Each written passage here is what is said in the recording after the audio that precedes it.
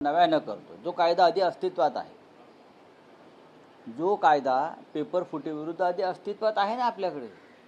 प्रधानमंत्र्यांची सभागृहातली भाषणं पहा, त्या कायद्याचं त्यांनी कसं समर्थन केलेलं आहे. आता नवीन कायदा तुम्ही जे आणून जे काही लोकांना मूर्ख बनवताय, ते आधी मूर्ख बनवण्याचं दुकान बंद करा, जे जंतर मंतरच्या लोकांनी बंद केलेलं आहे. प्रमुख आरोपी याच्यामध्ये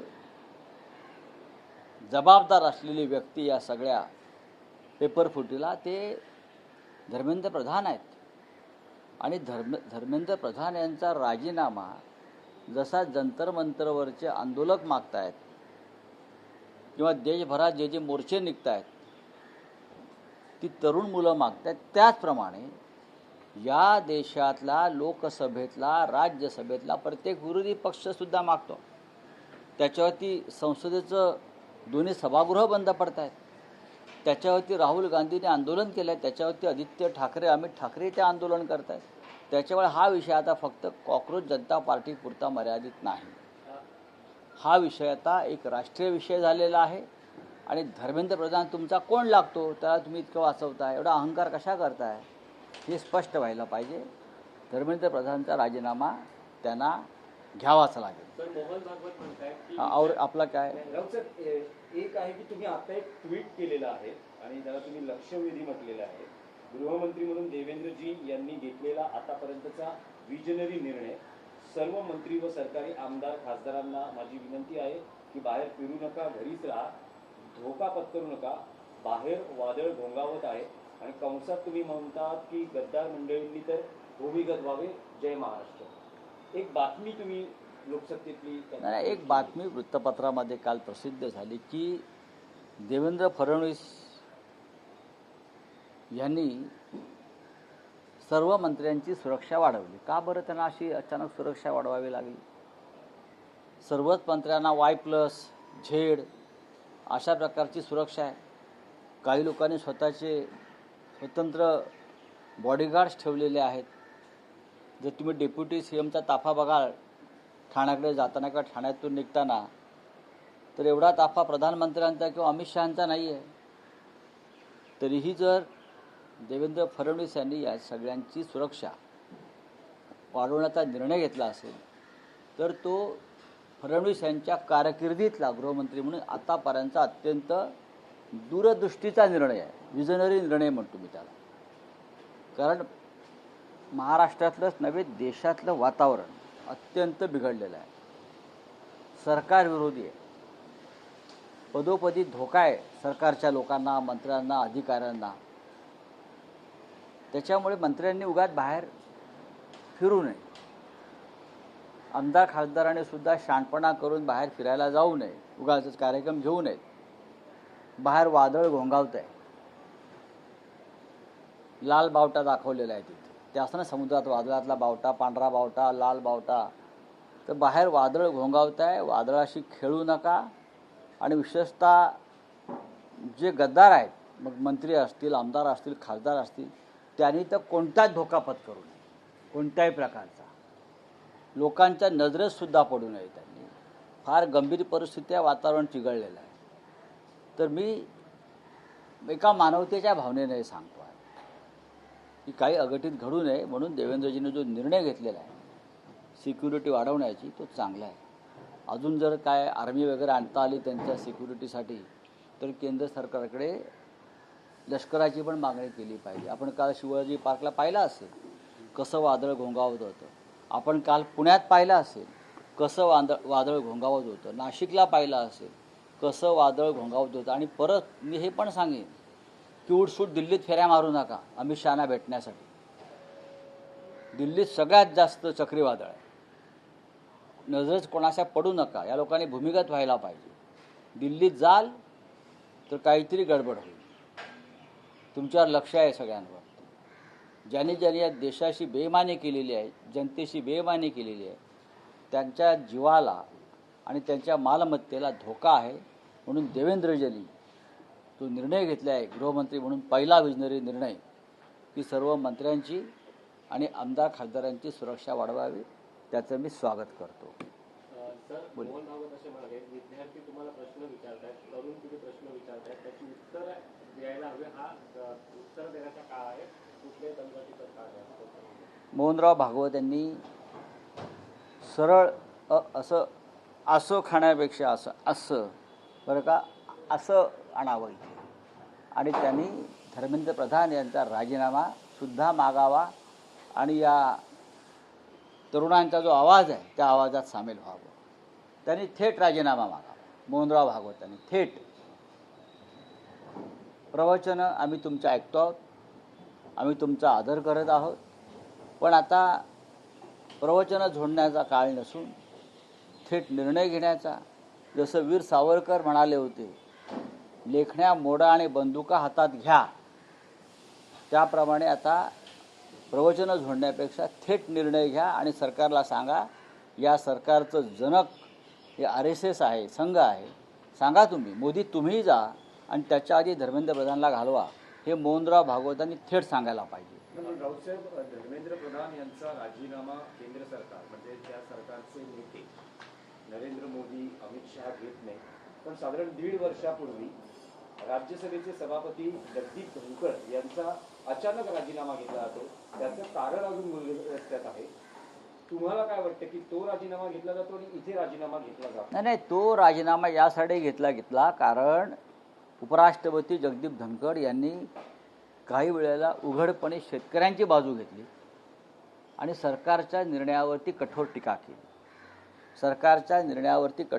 केली. ते विरोधकांना भेटत होते आणि विरोधकांशी चर्चा करत होते.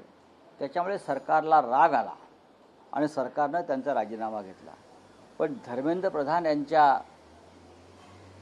कृतीविरोधात, गुन्हेगारी कृतीविरोधात देशातला तरुण खवळलेला आहे, तो उपोषणाला बसलेला आहे, तो आंदोलन करतोय, याचं सरकारला काही वाटत नाही. निर्मला सीतारामन यांनी यावर दुःख व्यक्त केलेलं आहे. काय पुन्हा परीक्षा झाल्यामुळे मूर्ख बाई आहे ती, मूर्ख बाई आहे. तिला काय देशाविषयी माहिती आहे, तिला काय देशाविषयी कळते, तिला काय भावना आहेत.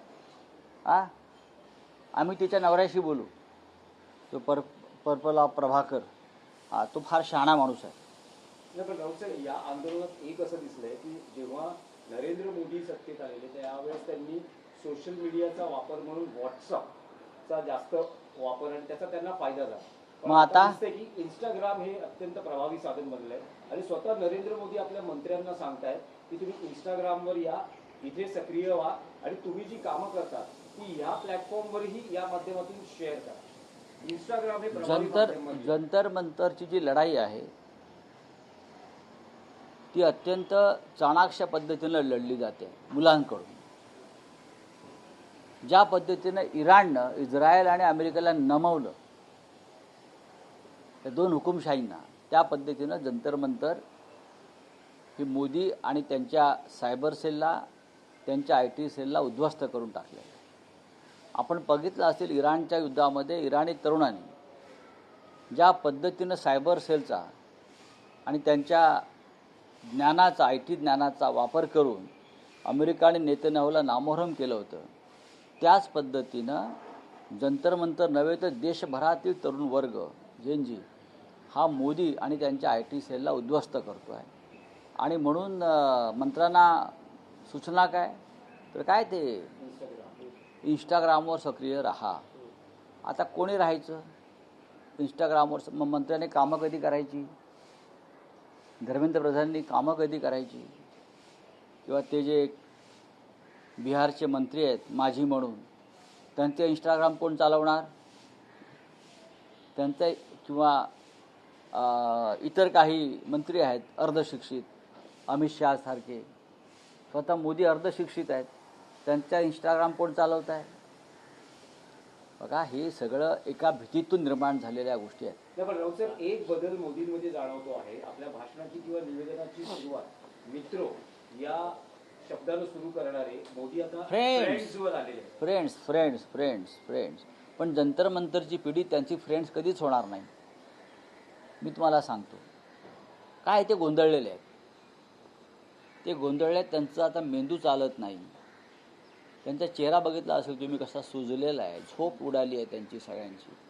त्याच्यामुळे मग मित्र फ्रेंड गोंधळले आहेत. इतका गोंधळलेला प्रधानमंत्र्यांना खुर्चीवर राहू नये.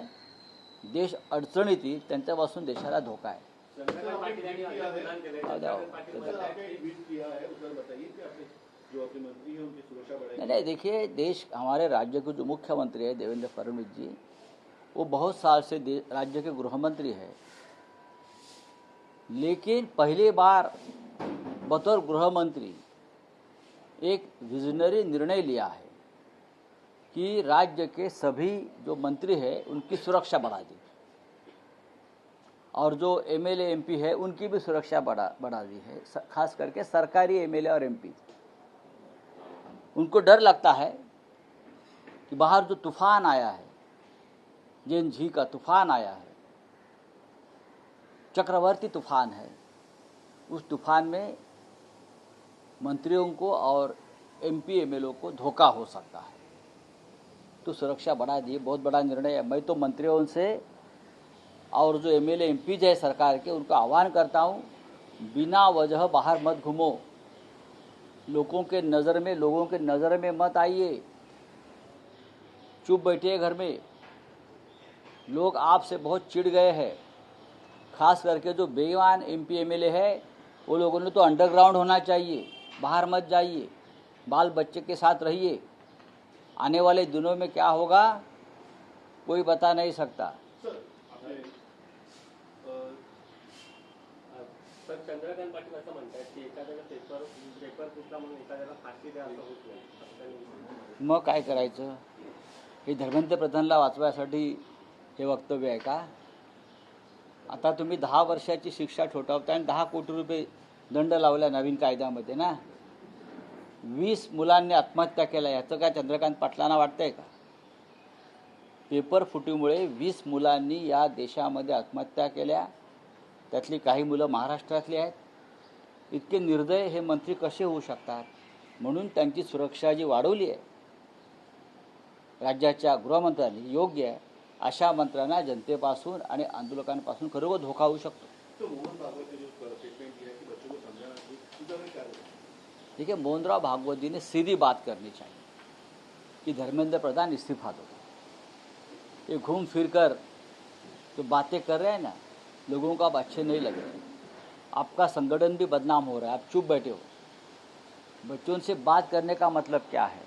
आप सीधे बात करो, प्रधानमंत्री से फ़ोन उठाओ, अमित शाह को आदेश दे दो, मोदी जी को आदेश दे दो, धर्मेंद्र प्रधान का इस्तीफा ले लो, नहीं तो हम आपके खिलाफ हो जाएंगे। अगर आपने इस्तीफा नहीं लिया तो वापस नागपुर में मत आना।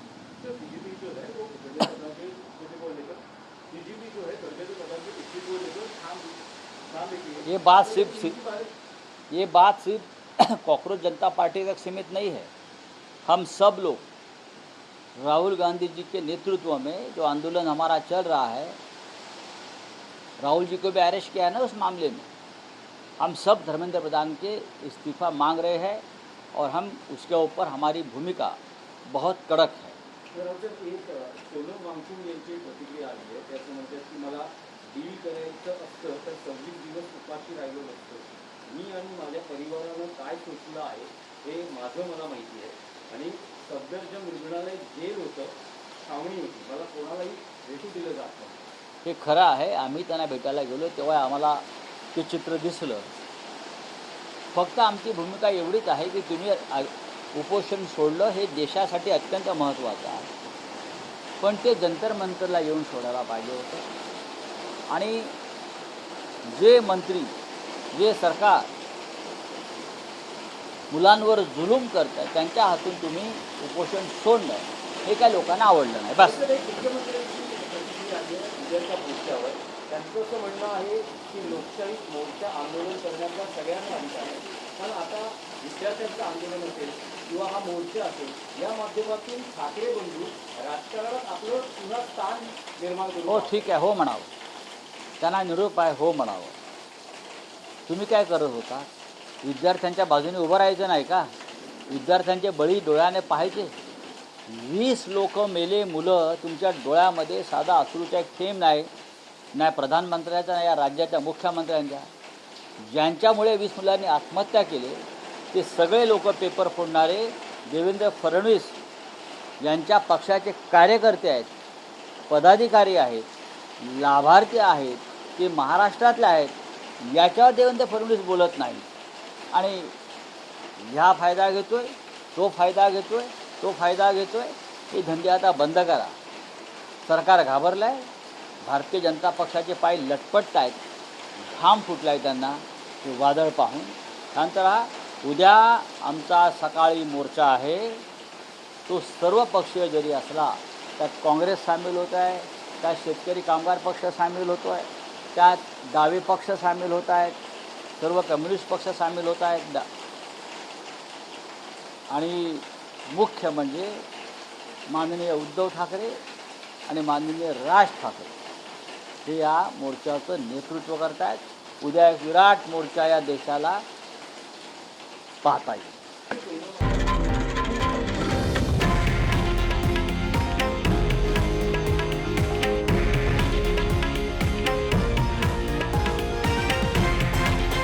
हे आहे देशातील नंबर 1 न्यूज नेटवर्क आणि आपण पाहत आहात TV9 मराठी, एकमेव.